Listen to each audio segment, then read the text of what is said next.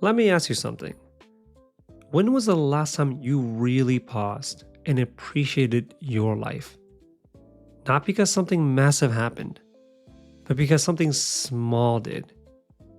Think about a warm cup of coffee, a random text from a friend, the way the light hit your room just right that morning.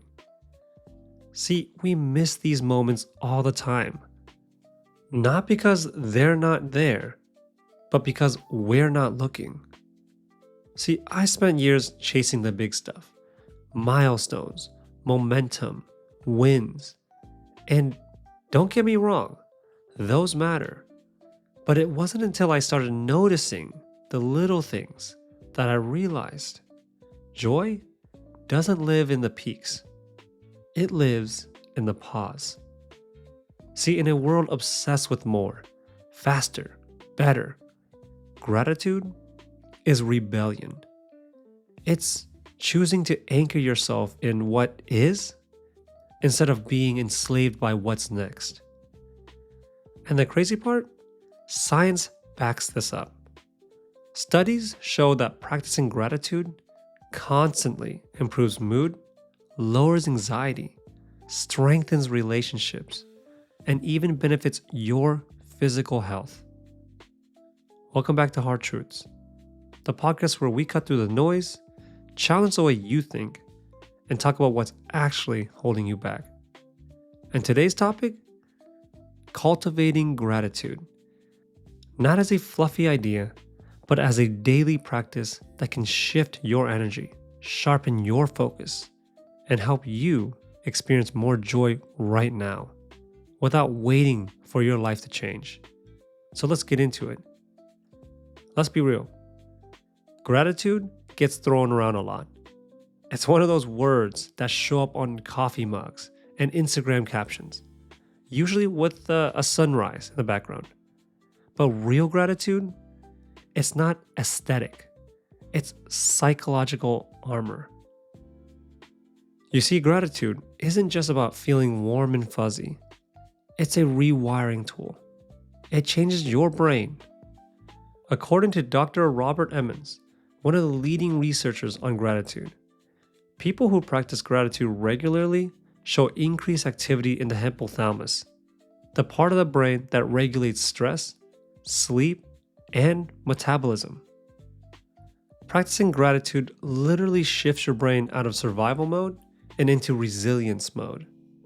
Studies from the Greater Good Science Center at UC Berkeley have shown that people who journal 3 things they're grateful for each day report greater life satisfaction, lower cortisol levels, and deeper sleep within just a few weeks. But here's the real kicker. Gratitude doesn't require your life to be perfect. It just requires you to pay attention. You don't need a new job, a better partner, or a 6-figure income to feel joy. You need awareness, because gratitude is noticing what's already good, even if it's small. And the more you notice, the more your brain learns to look for those moments automatically. That's neuroplasticity in action. You're literally training your brain to see the good. In a world wired to amplify what's missing, gratitude is your way of reclaiming what's present. It's not passive, it's powerful. And it's the first step in transforming how you experience your life. Here's where we bring it down to earth. Because this isn't just about rewiring your brain. It's about how you move through your day. The truth is, gratitude thrives in small, ordinary moments. But to access those, you have to slow down enough to notice them. It's the smell of fresh coffee, the sound of your kid laughing in the other room, the way your breath softens when you take one mindful pause. See, this isn't about being fake positive. It's about being fully present. And research backs this up too. Dr. Ellen Langer, a pioneer in mindfulness psychology, found that actively noticing details in your environment can improve memory, creativity, and even immune function. It makes your brain more alert to what's real, not just what's urgent. So here's the practice. Start naming your joy in real time. Think about, I'm grateful for the way the sunlight hits my window. Or, I'm grateful I made the time for breakfast today. How about, I'm grateful this chair feels soft beneath me. It sounds simple, right? But it's potent. You can also try what I call the 3-breath ritual. Anytime your day feels chaotic, I want you to close your eyes.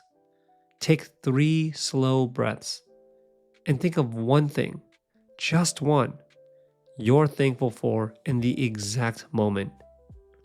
Because when your nervous system slows down, your awareness opens up. And that is where joy has room to land. It's not about adding power to your to-do list. See, it's about shifting how you see what's already there. Gratitude isn't just internal, it's contagious. When you express it, you don't just shift your own mindset, you shift the energy of the entire room. Think about it. How often do you feel appreciation but never say it? How many times have you walked away thinking, I should have told them how much that meant? That gap is where connection dies. But when you bridge it, when you speak it, everything changes. According to research from Dr. Sarah Agoli at UNC Chapel Hill, expressing gratitude strengthens relationships and creates a positive feedback loop. See, the more appreciation you give, the more closeness and trust you build. So what does that look like? It's telling a friend, hey, I really appreciate how you always listened without judgment. It's texting your sibling, I've never told you this, but I am grateful for how you showed up when I needed you. It's pausing mid-meeting to say, thank you for how hard you've worked on this. I see it. I see you. These are micro moments of connection, but they leave lasting impact. See, you don't need a grand gesture, just a genuine one. Even acknowledging the barista hustle or thanking your partner for doing something small, it matters. It shifts your focus from what's missing to what's meaningful. And here's the part that most people miss. Gratitude isn't just kind, it's clarifying. It reminds you of who and what you value. It helps you zoom out from the chaos and say, this matters. So if you want to deepen your relationships, start appreciating out loud. See, gratitude isn't just for good days. In fact, its power multiplies on the hard ones. Because let's be honest, some days gratitude feels out of reach. You're overwhelmed, angry, stressed, or grieving.